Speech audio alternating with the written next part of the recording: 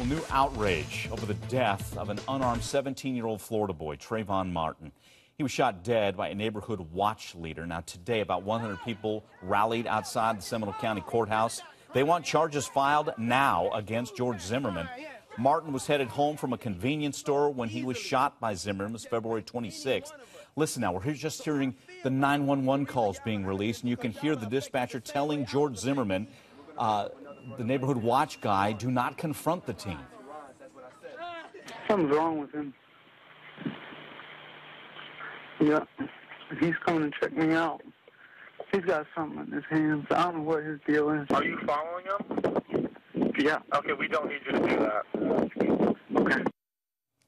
Again, you heard the watch leader say, okay, talking about George Zimmerman. But then moments later, other calls were made to 911 by neighbors, and Trayvon Martin had been shot. So you think he's yelling help? Yes. All right, what is your... There's gunshots. You just heard gunshots? Yes. How many? This one.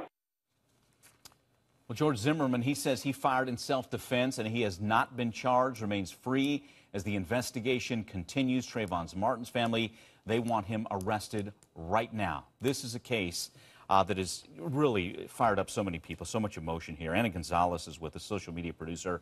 And what are people saying as they continue to follow this? Because this one, it's caught everybody's attention, including ours, from day one. Yeah, absolutely. I mean, our online community is making it very, very clear how they feel about this story. They want justice. In fact, if you look at our Twitter account from over the weekend and even continuing today, right now, you'll see this. You'll see, I want extensive media coverage of the Trayvon Martin case over and over. People are tweeting this to us. You know, and like you said, the shooting might have happened in late February, but I think as more people find out information, then that's when the controversy continues to grow. I mean, we're seeing the same kind of reaction on our Facebook page. Right now, the story has over 200 comments. The story on HLNTV.com has over 2,000 shares. And, you know, they're debating questions like right now about, like, was this an act of racism? Who was screaming in the call? You know, what did the guy have a right to feel threatened? What really happened that night? And those are the kinds of things that we're seeing. But for most people, it's not a debate. Most people are talking about how they want the man who shot him to be brought to justice. And if you have strong opinions about this case, then we'd love to hear them on Facebook.com/HLN. Okay, that's our community. Are we monitoring as well what social media in general, Twitter, Facebook, what everybody's saying about this case? Yeah, you know, what's really heartbreaking is when you see people, they're mourning the loss, and what people are doing is they're changing their avatars to his picture and as a way to honor him. And when the 911 calls were released, we saw this tweet. I just heard the 911 tapes that Stanford PD refused to release to Trayvon Martin's family. How am I supposed to sleep? So, I mean, that really shows the kind of emotion people are feeling. And there's even a Facebook page that popped up about 4 days ago. But you know what? This morning it had about 4,000 likes at last check, which was just before I came on.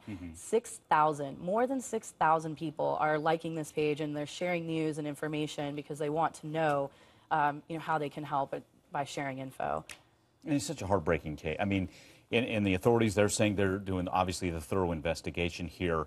But, you know, he went to a convenience store and you know, soda and candy, and is going to go back and watch the NBA All-Star game. Right. You know, and what I also want people to know is that we are listening behind the social media. You know, we are, when they're telling those stories, when they're outraged. And I mean, now Prime News is going to cover this at 6 o'clock. We have Jane Velez-Mitchell tonight at 7. So, you know, when you talk to us as a network and you tell us that you're outraged and we're hearing all of these stories, then you know that we're going to follow up, and we are listening. Absolutely. And we'll keep following this on all platforms. Anna, thanks so much. Appreciate the update on that, what everyone's saying.